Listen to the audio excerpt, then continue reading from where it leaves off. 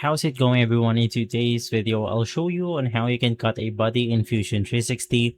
Now, basically, there's a lot of ways to do this. This is Fusion 360, but generally, in my case, I want to, first things first, draw a sketch, and then you're going to select the plane where you are going to simply cut your body from. So in my case, it's going to be this one.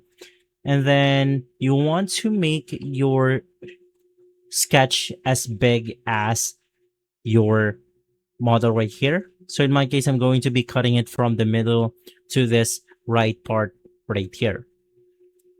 So if we click on finish sketch, click on the extrude option, basically what you can do is to extrude it in a way where you then have to cut it onto this parts right here.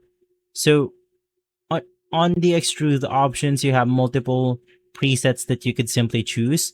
In my case, I'm going to be selecting all of the objects, making sure that it is selected all the way through. And then from here, let's select our offset into something like 50 millimeters.